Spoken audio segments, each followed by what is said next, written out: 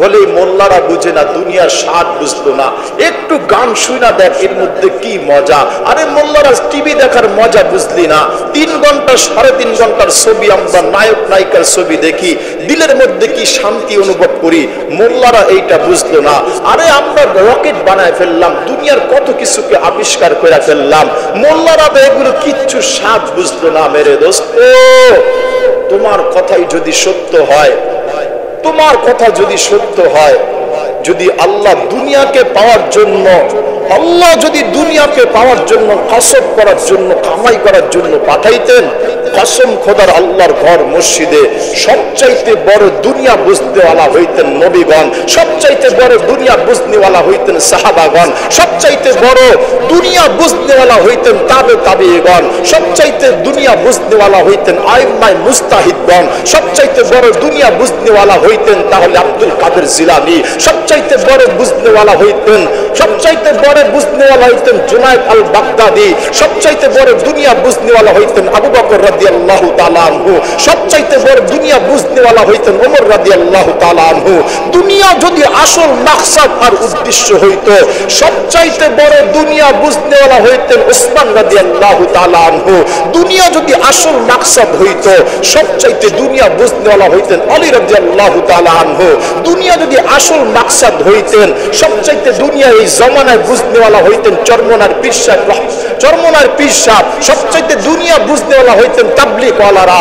দুনিয়া যদি আসল মাকসাদ হইতো, কসম খোদার আল্লাহর কসম করে বলি, দুনিয়া যদি আসল মাকসাদ হইতো, দুনিয়া সবচাইতে অর্জন করতেওয়ালা ওয়ার্নাওয়াল হইতেন আলেমগণ, ওলামায়ে কেরামগণ। কিন্তু মেরে দোস্ত, পায়ের মধ্যে হাত রাইখা রাখি, পায়ের মধ্যে হাত দিয়া বলি, দুনিয়া আসল উদ্দেশ্য না, দুনিয়া আসল মাকসাদ না। এজন্য আল্লাহ রাসূলের পেটে খাবার নাই, কিচ্ছু আসে আর যায় না। সাহাবায়ে কেরাম গাছের পাতা চাবায়া খাইতেছেন, কিচ্ছু আসে আর যায় না। ঘরের মধ্যে খাবার নাই। আল্লাহ রাসূল যখন দুনিয়া থেকে বিদায় হন, দু জাহানের বাদশা, চাইলেই জান্নাতের ফল কিন্তু মুখের সামনে ঝুইকা থাকে। একদিন সাহাবায়ে কেরাম বলতেছেন, আল্লাহ রাসূল আপনি হঠাৎ করে সামনের দিকে হাতকে বাড়াইলেন, মুস্কি হাসা দিলেন, আর হাতকে গুটা নিয়ে আসলেন, ব্যাপারটা তো কাহিনী কি বুঝলাম না। হায় হায় হায়, আল্লাহ রাসূল বলতেছিলেন, আমি যখন হাতকে বাড়াইলাম, জান্নাতের তরতাজা আঙ্গুরগুলো ঝুলতেছিল দুনিয়ার এই জমিনের মধ্যে, আমি হাতকে বাড়াইলাম, সাথে সাথে আবার গুটা নিয়ে ফেললাম। না না না, আমি দুনিয়ায় কোনো এইটাকে চাহিদা পূরণ কইরা আমি আমার উম্মতের জন্য, নিজের জন্য আমি ঘাটতিকে রাখতে চাই না। আমি শখ পুরাবো তো উম্মতকে নিয়ে, জান্নাতের শখ পুরাবো, আমি আমার উম্মতের জন্য ছুটবো। আল্লাহ রাসূল পর্যন্ত এতটুকু গ্রহণ করেন নাই। কসম খোদার, দুনিয়া আসল মাকসাদ আর উদ্দেশ্য না, দুনিয়া আসল উদ্দেশ্য না। দুনিয়াতে কেমন করে চলতে হবে, দুনিয়াতে কেমন করে জীবন যাপন করা লাগবে, মেরে দোস্ত, ও আল্লাহর বান্দা, নবীর উম্মত, পর্দার অন্তরালে মা ও বোন, আল্লাহর রাসূল এতটুকু পর্যন্ত নির্ধারণ করে দিয়েছেন, শোনো, আর দুনিয়া সিজনুন মুমিনুন ওয়া জান্নাতুল কাফির। দুনিয়াটা মুমিনদের জন্য কয়েদখানা, জেলখানা, হাজতখানা, কয়েদিখানা। ও জান্নাতুল কাফির, আর কাফেরদের জন্য হইল জান্নাত, বেহেশতখানার মতন দুনিয়া। আল্লাহ রাসূল বলেন, আর দুনিয়া সিজনুন ওয়া মুমিনু জান্নাতুল কাফির। দুনিয়াটা মুমিনদের জন্য কয়েদখানা। কি বলেন? জেলখানার মধ্যে যখন আসামি থাকে, ও কি যা মন চায় তাই করতে পারে? জেলখানার মধ্যে আসামি থাকলে লেকপাড়ে ঘুরতে আসতে পারে? জেলখানার মধ্যে আসামি থাকলে নারায়ণগঞ্জ চাষারা চাইলেই হাঁটতে পারে? চাইলেই বসুন্ধরা সিটি যে মার্কেটিং করতে পারে? পারে না। কেন? ও জেলখানার মধ্যে আবদ্ধ। ও চাইলেই যা মন চায় তা খাইতে পারে না, ও চাইলেই যা মন চায় তাই করতে পারে না, ও চাইলেই যার তার সাথে দেখা করতে পারে না। মেরে দোস্ত, আল্লাহর বান্দা, নবীর উম্মত, আল্লাহ রাসূল আমাদেরকে এক্সাম্পল দিয়া, উদাহরণ দিয়া হাদিসের মধ্যে এমন বুঝাইছেন, উম্মত, আদ-দুনিয়া সিজনুন ওয়া মুমিনু জান্নাতুল কাফির। দুনিয়াটা মুমিনদের জন্য কয়েদখানা, কয়েদখানা, জেলখানা। এইখানের মধ্যে তুমি যেমন মন চায় ওরকম চলতে পারো না। তোমার মন চাইলে আজান হয়ে গেলে তুমি দুনিয়ার কাজ কান্নে মত্ত থাকতে পারো না। তোমার মন চাইলে ফজরের সময় ঘুমায় থাকতে পারো না। তোমার মন চাইলে অপরের উপর জুলুম করতে পারো না। তোমার মন চাইলেই পিতা মাতার সাথে দুর্ব্যবহার করতে পারো না। তোমার মন চাইলেই হারামকে বাদ দিতে তোমার দ্বিধা হয়, এইটা তুমি পারো না। তোমার মন চাইলেই আল্লাহর হুকুমকে বাদ দিবা তুমি পারবে না। কেন? আর দুনিয়া সিজনুন, দুনিয়াটা মোমেনদের জন্য হইল সিজনুন, জেলখানা, কয়েদখানা। এজন্য আসেন দিনকে বুঝি, দিনের ধারক বাহক যারা আছে এদের কাছে শরণাপন্ন হই। মেরে দোস্ত, একটা আবহাওয়া কিন্তু এখন চলতেছে, সিজন চলতেছে, সিজন। কম বেশি নারী পুরুষ বাচ্চা পর্যন্ত সার নাই, জ্বরে ভুগতেছে, আক্রান্ত হইতেছে। রানিং আছে, অতীতেও হয়ে গেছে, বর্তমানেও রানিং আছে, ভবিষ্যতে আরো কত মানুষ হবে আল্লাহই ভালো জানে। মানুষ যখন অসুস্থ হয়ে পড়ে তখন সে আপ্রাণ চেষ্টা করে বাঁচার জন্য, কেমন করে রোগ থেকে পরিত্রাণ পাওয়া যায়, কেমন করে সে রোগটাকে ভালো করে। কখনো ডাব খায়া, কখনো ঔষধ ব্যবহার কইরা, কখনো স্লাইন দিয়া, কখনো হসপিটালের শরণাপন্ন হইয়া, কখনো ডাক্তারকে বাসায় আইনা, কত রকমের চেষ্টার ফিকির। কেন? এই দেহটাকে একটু সুন্দর রাখার জন্য। কিন্তু কখনো কি ভাবলাম এই দেহের তুলনায় কোটি গুণে, লক্ষ কোটি গুণে বেশি প্রয়োজন আমার আখিরাত। দেহ যদি পচেও গেল, দেহ যদি ক্ষয় হইয়াও গেল, একটা লোক আক্রান্ত হতে হতে মৃত্যুর কোলে ঢইলা পড়ল, এরপরে শেষ, বাকি অন্য কিছু না। কিন্তু মেরে দোস্ত, আমার যদি আখিরাতের মধ্যে কমতি হয়ে গেল, আমি যদি আখিরাতের মধ্যে ধরা পড়ে গেলাম, ওইখানের প্রয়োজনটা আমার অনেক বেশি। মানুষের অহংকার তো কিসের অহংকার? বিজ্ঞান বলে, বিজ্ঞান বলে, বিজ্ঞান বলে এই কথা, তোমাকে মাটির নিচে দাফন করতে দেরি, এই হাতের নখগুলো এক সপ্তাহের মধ্যে খইসা পড়া যাইতে আর দেরি হয়। তোমাকে মাটির নিচে দাফন করতে দেরি, মাথার চুলগুলো 15 দিনের মাথায় আর খইসা পৌঁছে যেতে আর দেরি হয় না। শরীরের সাথে গোস্তগুলো আর আটকা থাকে না। মানুষ অহংকার করো তো কি নিয়ে অহংকার করো? মাটির নিচে যাইতে দেরি, পচতে আর দেরি হয় না। এজন্য আসেন ওই আল্লাহকে চিনি, দিনকে বুঝি, নিজের প্রয়োজনকে একটু বুঝি। আমার প্রয়োজন কতটুকু, করতেছি কতটুকু, আমি কোথায় আছি, কোথায় ছিলাম, কোথায় আমার গন্তব্য, কোথায় আমার গন্তব্য, টার্গেট কোথায়। যদি আমি বুঝলাম, মেরে দোস্ত, আপনারা সকলেই জানেন এই গত 5 তারিখে, নভেম্বরের 5 তারিখে ঢাকা সরওয়ার্দী উদ্যানে আল্লাহ রব্বুল আলামিনের ইচ্ছায়, উলামায়ে কেরামের পরামর্শে যে একটা জনসমুদ্রের স্রোত আল্লাহ দেখাইলেন, উদ্দেশ্য ছিল একটা, দিন কিভাবে আল্লাহর জমিনে প্রতিষ্ঠিত হয়, আর এই দিনের ধারক বাহক যারা আছে কেমন করে দিনকে পরিচালনা করতে পারেন। উদ্দেশ্য ছিল দিনের নামে ধোঁকাবাজ যারা আছে, এই ধোঁকাবাজকে জাতির কাছে চিহ্নিত করে দেয়া, ধোঁকাবাজকে মানুষের সামনে প্রকাশ করে দেয়া। ধোঁকাবাজ যারা আছে দিনের নামে বাটপারে, চিটার, ধোঁকাবাজ, এদেরকে জাতির সামনে চিহ্নিত করে দেয়া। দুঃখ আর আফসোস, পরিতাপের সাথে বলতে হয়, দুঃখের সাথে বলতে হয়, অথচ আল্লাহ বলেন ইয়া আইয়ুহাল্লাযীনা আমানুত্তাকুল্লাহ, ও আমার বান্দা যারা আমি আল্লাহকে ভয় করো, ওয়াকুনু মা'আস সাদিকিন, তারা সত্যবাদীদের সাথে হয়ে যাও, সত্যবাদীদের সঙ্গী হয়ে যাও। একদিন এক মসজিদে অবস্থান করতেছিলাম, মসজিদে যখন অবস্থান করতেছিলাম, আল্লাহর এক বান্দা বলতেছিলেন, সে কিতাব পড়ে তালিম করতেছিল, আমি ওই মজলিসে ছিলাম,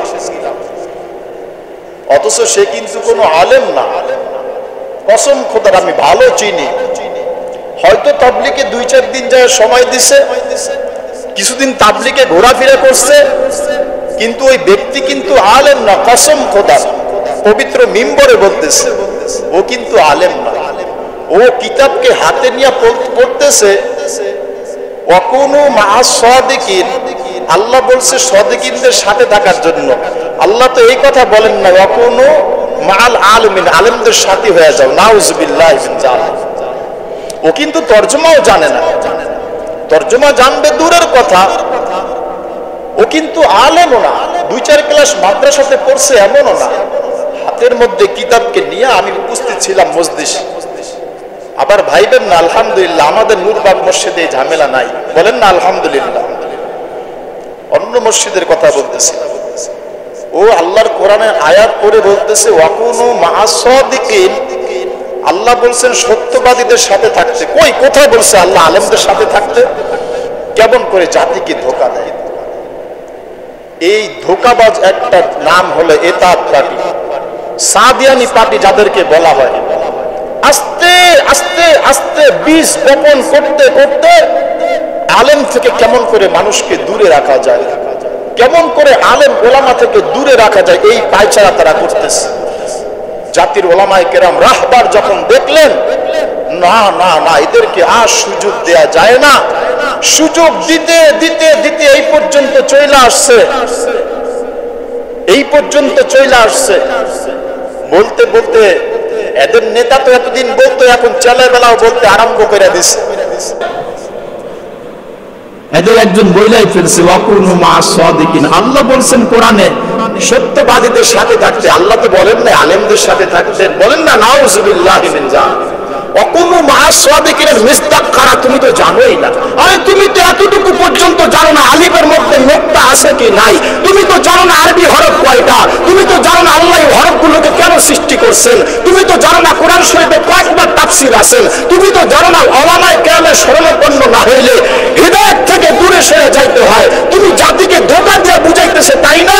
আল্লাহ বলতেছেন ওয়াকুনু মাআস সাদিকিন, সত্যবাদীদের সাথে থাকতে, আর তুমি মুসলমানদেরকে ধোঁকা দিতেছে, ধোঁকাবাজ এতাতিয়া সাত পাটি হইয়া যে আল্লাহ বলছেন সত্যবাদীদের সাথে থাকে। তুমি তো চিনোই না সত্যবাদী কাদেরকে বলে। আল্লাহ আল্লাহ রাসূল বলেন, আল্লাহ আল্লাহ রাসূল বলেন আল উলামা ওয়ারাসাতুল আম্বিয়া, ওলামায়ে কেরাম হলেন আল্লাহ রাসূলের নবীগণের ওয়ারিস, ওলামায়ে কেরাম হলেন নবীগণের ওয়ারিস। আর তুমি বলতেছো কোথায় বলছে আলেমের কথা, তাই না? এজন্য সাবধান, ঈমান কিন্তু অনেক বড় দামি জিনিস, ঈমান অনেক বড় দামি জিনিস। এই ঈমানকে যাতে নষ্ট না হয়, ধোঁকাবাজের প্রতারকজনক কারো চক্রের মধ্যে না পড়ে যায়, এজন্য আপনারা সামাজিক যোগাযোগের মাধ্যমে দেখছেন গত নভেম্বরের 5 তারিখে সমস্ত কওমি ওলামায়ে কেরাম ওইখানে উপস্থিত ছিলেন। যারা যারা উপস্থিত হয়েছেন, মিম্বার থেকে একটা আওয়াজ আসছিল ওইখান থেকে যে আমরা মনে করেছিলাম এই 2-4 দিনের ঘোষণায় হয়তো এত মানুষ জমা হবে না, কিন্তু বাইতুল মুকাররম থেকে নিয়ে ওই সোহরাওয়ার্দী উদ্যান পর্যন্ত বাংলার মানুষ দেখা দিচ্ছে, যুবক বৃদ্ধ নির্বিশেষে সমগ্র শ্রেণীর পেশাজীবী মানুষ দেখা দিচ্ছে। না না না, দিনের নামে আর ধোঁকাবাজি চলতে দেওয়া যাবে না। মেরে দোস্ত বলেন তো, আপনি আমি যখন অসুস্থ হই তখন কি ইঞ্জিনিয়ারের সাহেবের কাছে আমরা পরামর্শ করি যে বলেন তো আমার হার্টের সমস্যা, আপনি তো অনেক বাড়ি বানান, দেখেন তো আমার কি সমস্যা, এটা কি বলেন? আপনার যখন একটা বাড়ি বানানোর প্রয়োজন তখন মনে হয় এমবিবিএস ডাক্তারকে মনে হয় দেখেন, তাই না? কি বলেন? আপনার যখন একটা কিছু কাঠের একটা কিছু বানানোর প্রয়োজন, ওইটার জন্য কেউ আলেমকে জিজ্ঞাসা করেন এটা কি ফতুয়া দেন তো কাঠ দিয়ে বানানো যাবে কিনা, এটা তো জিজ্ঞাসা করেন। কারণ প্রত্যেক শ্রেণী পেশাজীবীর মানুষের এলেম জ্ঞান বিদ্যা ভিন্ন ভিন্ন আছে। আরে সাধারণ একটা রোগের জন্য নাকের ডাক্তার আলাদা, কানের ডাক্তার আলাদা, চোখের ডাক্তার আলাদা, ব্রেনের ডাক্তার আলাদা, দাঁতের ডেন্টাল আলাদা একটা সেক্টর আছে। কিন্তু আপনি 2-4 দিন তাবলীগে যাওয়ার পরে বলতেছেন ওয়াকুনু মাআস সাদিকিন, আলেমদের সাথে কোথায় বলছেন? কে দিল আপনাকে এই অধিকার? আপনাকে জাতিকে গোমরা করার অধিকার আপনাকে দিল তো কে দিল? এজন্য সাবধান, ঈমান বড় দামি জিনিস, এদের থেকে ঈমানকে হেফাজত করতে হবে। আল্লাহ মানুষকে বড় শক্তিশালী আদর করে মায়া করে বানাইছে। ফেরেশতারা বলতেছিল আয় আল্লাহ বর্ডারের মধ্যে পাহাড়কে রাখা আছে। আল্লাহ কোরআনে দেন ওয়াল জিবালা আওতাদা, প্রত্যেক বর্ডারের মধ্যে আল্লাহ প্যারাক হিসেবে ক্লিক হিসেবে আল্লাহ তাআলা বর্ডারের মধ্যে প্রত্যেক বর্ডারের মধ্যে পাহাড়কে স্থাপন করেছেন, গায়রা দিয়েছেন। ফেরেশতারা পাহাড় দেখে বলতেছিল, আয় আল্লাহ, এই পাহাড়ের চাইতে মনে হয় শক্তিশালী কইরা আর কিছু বানান নাই। পাহাড়ের চাইতে শক্তিশালী কইরা মনে হয় আর কিছু বানান নাই। আল্লাহ তাআলা বলতেছিলেন, আচ্ছা তোমরা পাহাড়কে দেখে বলতেছো পাহাড় বড় শক্তিশালী, কিন্তু শোনো শোনো শোনো, আমি আল্লাহ পাহাড়ের চাইতে শক্তিশালী কইরা বানাইছি লোহাকে। বিশাল বিশাল পাহাড়কে ওই লোহার মেশিন কাইটা শেষ কইরা দেয়। ফেরেশতারা বলতেছিল, আয় আল্লাহ, লোহার চাইতে মনে হয় শক্তিশালী কইরা আর কিছু বানান নাই। আল্লাহ বলতেছিলেন, ফেরেশতা তোমরা ভাবতেছিলা পাহাড় সবচাইতে শক্তিশালী, কিন্তু তোমাদের ভাবনা চিন্তা চেতনা ভুল। পাহাড়ের চাইতে শক্তিশালী লোহা। ওই পাহাড়কে কাইটা লোহা একেবারে নিশ্চিহ্ন শেষ করে দেয়, অস্তিত্বকে বিলীন করে দেয়। ফেরেশতারা বলতেছিল, আয় আল্লাহ, লোহাই চাইলে তাহলে সবচাইতে বড় শক্তিশালী? আল্লাহ বলেন, না না না, লোহার চাইতে শক্তিশালী কইরা বানাইছে আমি আল্লাহ তাআলা আগুনকে। বড় ইস্পাত লোহাকে যখন উত্তপ্ত আগুনের মধ্যে ফেলা হয়, ওই লোহাকে পানি বানাইতে আর দেরি করে না। লোহার চাইতে আমি আল্লাহ শক্তিশালী কইরা বানাইছি আমি আল্লাহ আগুনকে। ফেরেশতারা বলতেছিল, আয় আল্লাহ, ভাবছিলাম পাহাড়, এরপর ভাবলাম লোহা, এখন দেখতেছি লোহাকে আগুন পানি বানায় ফেলে, তাই না? আল্লাহ আগুনের চাইতে শক্তিশালী কইরা মনে হয় আর কিছু বানান নাই। আল্লাহ বলতেছিলেন, শোনো, পাহাড়ের চাইতে শক্তিশালী, আগুনের চাইতে শক্তিশালী, লোহার চাইতে শক্তিশালী। ওই আগুন যখন দগদগ করে জ্বলতে থাকে আর ওর উপরে যখন পর্যাপ্ত পরিমাণে পানি নিক্ষেপ করা হয়, আগুনের অস্তিত্ব একেবারে শেষ হয়ে যায়। শোনো, আমি আল্লাহ আগুনের উপরে পানিকে ক্ষমতাবান বানাইছি। আগুন দগদগ করে অহংকার দেখায় জ্বলতে থাকে, আর আমি আল্লাহ যখন বান্দাবান্দির মাধ্যমে ওর মধ্যে পানিকে নিক্ষেপ করি, আগুনের সমগ্র শক্তি এবং বাহাদুরি কি হয়ে যায়? শেষ হয়ে যায়, নিভা যায়। ফেরেশতারা বলতেছিল, আয় আল্লাহ, পানির চাইতে মনে হয় শক্তিশালী আর কিছু নাই। আল্লাহ বলতেছিলেন, ফেরেশতা শোনো শোনো শোনো, না পাহাড়, না লোহা, না আগুন, না পানি, এই পানি যখন সমুদ্রের মধ্যে জোয়ার হয় তো আল্লাহ পাকের হুকুমেই হয়। ওই পানি যখন আবার ভাটায় পরিণত হয় তো আল্লাহ পাকের হুকুমেই হয়। আমার আল্লাহ যখন আবার চায় এই পানিগুলোকে বাষ্প বানায় আসমানের মধ্যে উঠা নেওয়া যায়। আল্লাহ রব্বুল আলামিন যখন কুদরতে ক্ষমতার মালিক যখন আবার চায় ওই পানিকে মেঘমালা বানাইয়া এরকম দিয়া দেয়। আল্লাহ যখন চায় বাষ্প বানাইয়া ঝর্ণা আকারে আল্লাহ প্রবাহিত করেন। আল্লাহ যখন চায়, ইন্নাল্লাহা, নিশ্চয়ই আল্লাহ সর্ববিষয়ে ক্ষমতাবান, সর্ববিষয়ে শক্তি রাখেন। ওই আল্লাহ ওই পানির উপরে ক্ষমতা রাখেন। শোনো, ওই পানির উপরে ক্ষমতাবান আমি আল্লাহ বানাইছি বাতাসকে। কি ভাই? বাতাস। ওই পানি যখন জোয়ার হয়, ভাটা হয়, আপন স্থানে স্থির থাকে, আমি আল্লাহ বাতাসকে হুকুম করি, বাতাস ওকে একটু উড়ায় নেয়, এই প্রান্ত থেকে ওই প্রান্তে ফেলায় দেয়। ফেরেশতারা বলতেছিল, আয় আল্লাহ, কোথায় পাহাড়, কোথায় লোহা, কোথায় আগুন, কোথায় বাতাস, কোথায় পানি? আল্লাহ বাতাসের চাইতে শক্তিশালী কইরা মনে হয় আর কিছু বানান না।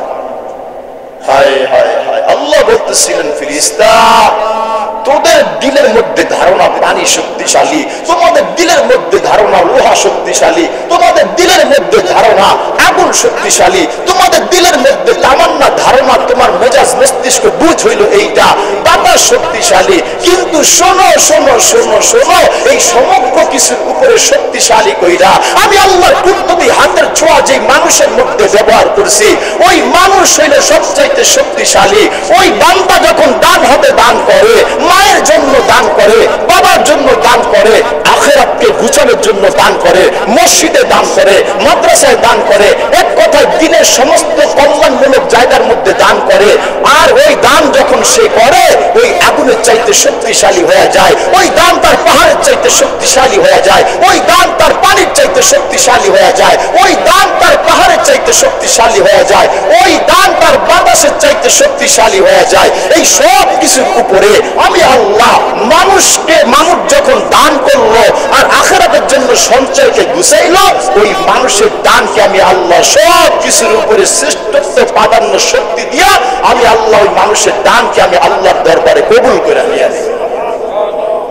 যখন মানুষ ডান হাতে দান করলো বাম হাত বুঝতে পারলো না, জানে না, জানে না। আর এই দানের কথা যারাই বলে তারাই হচ্ছেন উলামায়ে কেরাম।